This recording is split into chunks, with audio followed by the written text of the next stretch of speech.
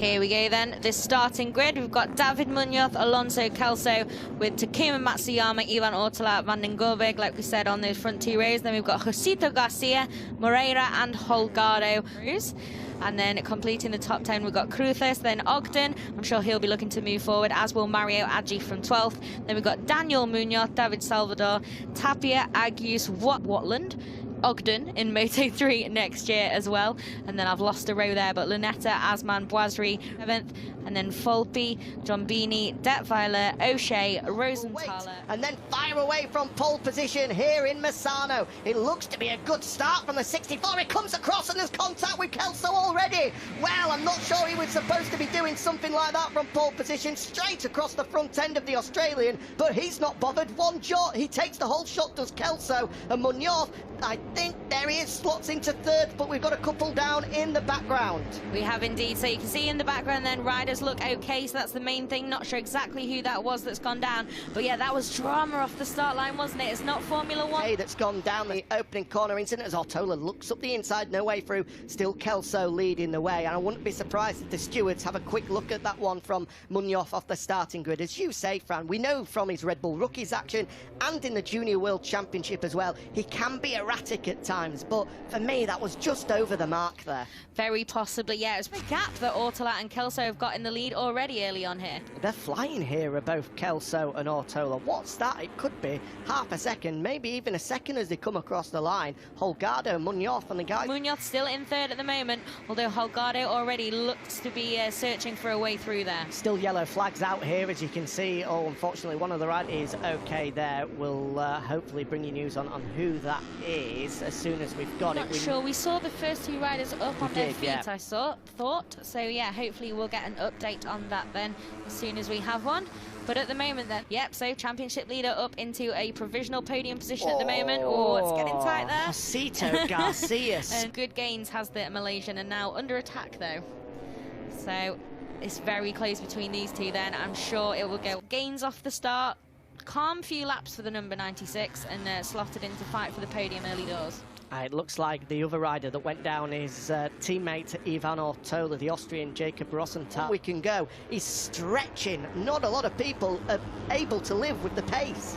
Yeah, absolutely. You can see then now Mariachi Matsuyama, but the Astra Honda man looks like he's already looking for a way through on the Japanese rider. Could be an interesting one. Aji has raced here in the rookies, so yeah, obviously the number 16 still looking for that debut podium. It's all the way back at the start of the season in Portugal, but yeah, some good pace from Aji so far to have moved up from a little bit more of a difficult qualifying than he probably expected.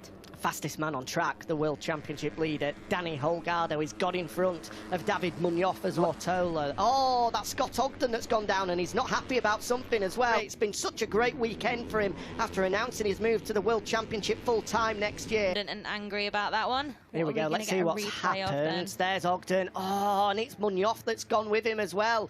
The teammate to David Munoz, Danny Munoz, has collected him. And through no crash for Danny Munoz, just takes the Brit with him. Unfortunate, super bad luck for him. Nothing much Danny Munoz can do about it. Frustration because he's fighting for 4th in the championship as well. He currently 4th, only 4 points clear of Jose Antonio Rueda, who finds himself well, and he's currently 8th. So we'll have to wait and see, but it's certainly not helping his charge to finish in the top 5 of the. And it's Aji now leading the chase, as you can see on the graphics. About 2.5 seconds, just over back to the Indonesian. So I think I called him Malaysian earlier, didn't I? Apologies. But Aji in 5th place then, so he's still in those front running positions, but it's going to be a bit of a challenge. Josito Garcia, as we should say now. It looks as though he's managed to get that duel won't help them either, will it? Not at all. They need to be working together here. It's already 2.5 seconds. That's just going to... The worst news for them is that these 4 out front are working as a quartet at the moment. They're not getting in each other's way. Kelso's pace is that strong that... So yeah, it's good race for those guys at the moment to also make that space for themselves. You have a long lap penalty though given there on the bottom of the screen. Filippo Farioli, the Italian, has been handed a long lap penalty. He's currently outside of the top 20, so he's not having a good day anyway. Otherwise, they'd be right on his tail. Yeah, it's not Moto3 style to sit and wait, is it? So many of them optimistic. So he's not bothered. He's not bothered. Well, we say that, but of course, he has got that wild card on the line. But in terms of getting in, because his allegiances don't lie with anyone, Holgado goes down! down. The championship leader crashes out. What drama here in Misano, out of nothing. The rear wheel. It's Danny Holgado, but he is down and out of this group, and he was ahead. Rider perfectly okay, but such drama then, just sliding out from in front of the number 64. Such a strange crash. It is. So few people go down at turn 15, especially in that manner. It was so a big if. Suddenly, the difference between the pair will be 17 points. Yeah. It's up for grabs. He does have a few personal things on the line there in terms of that wild card, but he just wants to be an interesting one now, isn't it? And like we said, they're going to know that Holgado's out of the second group. Now, absolutely huge, and it's Van den Gorberg who's leading it. Really impressive stuff from him. Yeah, big shout out for Zonder van den Gorberg, of course. Picked up a hat-trick of wins in the European Talent Cup at Aragon, proving race by race a best result so far of And there were three then. This is an intriguing one now, and they seem to have just caught up a little wee touch off the line. He's been pretty much pitch perfect, hasn't he? Yeah, he has. Absolutely brilliant so far. And all round in Valencia, like you say. But at the moment then, so for sure, and also a track limits warning there you can see from race direction. Not the Munoz in the front group who's on to try and break Danny Holgado's heart even more today. Yeah, I was surprised to see him, but he has rejoined. Okay. he's down in 28th place, so I don't something in my brain twitched when I saw it, and I was like, why though?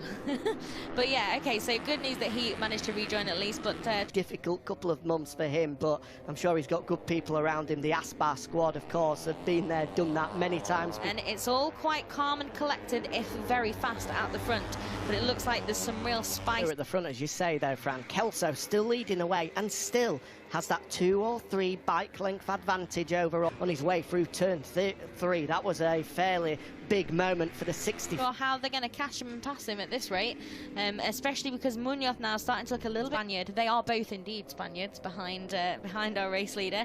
But yeah, if the number 64 then starts to see that gap grow, it's good, isn't it? Good stuff for these guys. Really close race here, and it's still these three then at the head of that group at the moment. That's Indonesian Aji going around the outside there, making it look very casual. The number 84 at the front of this group, and Josito Garcia as well on home turf for his 58 team, of course, as well. That was a great move by Aji, rolling around the outside of 12 as well. Those fast 3 right-handers, when I say fast, I mean fast. They're still from Aji as he looks at the inside of Van den Gorberg, but no way through for the Indonesian. Not at turn 1. I thought he was going at turn by the Dutchman. Yes, very much so, but really impressive ride. I don't think we can really impressive stuff from that qualifying, and to do it again in the dry on race day with the sun shining is really... He's led every lap so far. We've watched FIM Junior World Championship racing. A little bit more in the locker for Ivan Ortela and David Munoz, but yes, just looking fairly comfortable for the Watley's made progress up to 14th, and David Alonso fresh from taking the rookies crown. Up and up and up, and I'm sure the alarm bells are starting to ring in the minds of Ortola and Munoz here. Yeah, and you can see there their new best race lap. To be fair, the fastest lap of this infraction then, this time for Carraro, so it's been too many times, and it's a long lap then for the Italian, but hopefully we'll be able to kind of slot back into the pack, given that there's such a big freight train here. At least might be able to get back in 4th place. Here comes Mario Aji though, Super Mario up the inside, is he? No, it looks as though there was no way through. The Indonesian finds it easy around the outside. High, wide and handsome there. Where on earth is he off to? Yeah, that was a bit of a commentary curse there, wasn't it? Sorry, Luca, but yeah, good stuff from him, who's now moving up there then as that shuffled everyone around a little bit. Not sure if Carrara's just lost a position there, or if he find out soon enough, because I'm not sure we got the graphic before they did. I'm not sure if Kelso has made a mistake on that lap, or whether he's cooked that rear tyre, because through the first... A little bit further down the field, who had to help him out after that, but yeah. Whew, it's a pretty dramatic race so far already, isn't it? On the fight for 4th place, and suddenly across the line momentarily. There'll be just 5 laps remaining here at Misano, and is Killer and Munoz growing into this one? Let's not forget that out of these front 3, Kelso and Munoz have race winning experience. Ortola, despite being 3rd in the championship, is still gunning for his...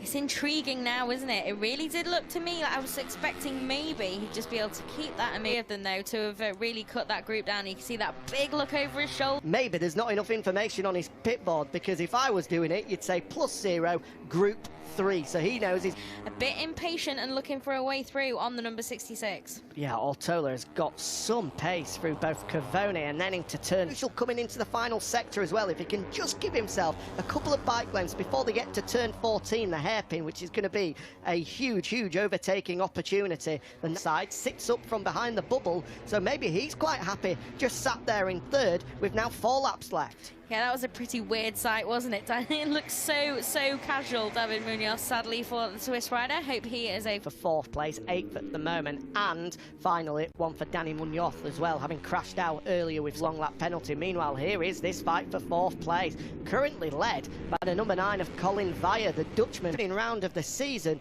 later in Valencia, he went from 31st on... Yeah, very much so. Just got a frog in my throat there. Yeah, very much so. We saw Zonta van der Gorbeek there, underwritten there. Josito Garcia, as ever, pretty fast is the Spaniard and fighting it out still. Luke Lunetta, has he done it? And unfortunately, he has not. So now... Lap ticks by, and it's still as you were. Kelso, Ortola, Munoz. 6. He was almost sent to the moon there, but he somehow holds on, and now we've got our first move of the race. Munoz dives through, and Ortola and Kelso goes wide. Kelso goes wide, and he's handed the lead over to David Munoz. And there's so much of this, in fact, all of this race up to this point, now down in 3rd place, and we've got a real duel already for the lead again as Ortola. Caro looks okay, runs a little bit wide. Munoz has a good look to his left, and Kelso comes up with something from 15, and he's looking to recover a few places after that mistake. Munoz a little bit by surprise there, like he's going to fight this out to the wire then, and he's managed to recover from that moment now. And let's see what the number 24's got. Can he keep it to the line? Can he take that first win? He's down to turn 8 of Quercia, but it's Ortola that somehow holds off. Yeah, he does. Drifted across to the right-hand side and collided with Kelso. Thankfully, we've had no such problem since, as here comes Kelso. That's a brave move, but he gets it done. Brilliant from the Australian at Cavone. Into the race lead, then the number 66, who'd led the majority of this one until a bit of a wobble. It's the end of this one now. Interesting that he just won a test match so far. We've not had too many dramas from these 3. Here we go then, last lap time in Misano. Kelso leading the way from Ortola and Munoz, as it has been for a very long time in this race. Way adrift here. He does indeed. This is going to be an interesting little bit again. The Australian just foot dangling out there, but he's kept the race lead at this. Munoz as well, but they both stay on. Munoz has drifted out of contention, I think here. Half a lap to go, and he's a long way adrift. He makes a mistake, he goes wide, but Kelso does as well. And Ortola pounces. The 24 hits the front here. Those 2 guys going wide at the same time, and Ortola is through, but it looks like Kelso is ready to strike back again. The number 66, surely he's going to go around for the it. outside. Fantastic from Kelso. What a move into turn 14. He's got to hit his braking marker. He's got to hit apex. He gets it done. Only 2 remain for Joel Kelso. Into turn 15. What a move. That breaks one last time for the final corner. And surely if he can get it out of here, Joel Kelso will win his 2nd race in the Junior World Championship, and in some style too. Ortola takes 2nd, and it's Chano in the battle for 4th. It's Colin Vaya. The Dutchman didn't care. He just rolled around the outside and got the job done. Brilliant from the 6-ship contention. He'll move on to 133 points, so he's not 50 adrift of Holgado after his DN. And here are the final results. Joel Kelso in the end, 3/10 clear of Ivan Ortola. David Munoz backed off on the final lap to take an to 9th, split by only a 2nd. Josh Watley, the Brit, takes another top 10 finish ahead of Alonso, having started on the front row of the grid, eventually finishing outside of the points. A disaster came across the line in 20th, a disappointment for him as well. The final finisher, Marcos Rubio.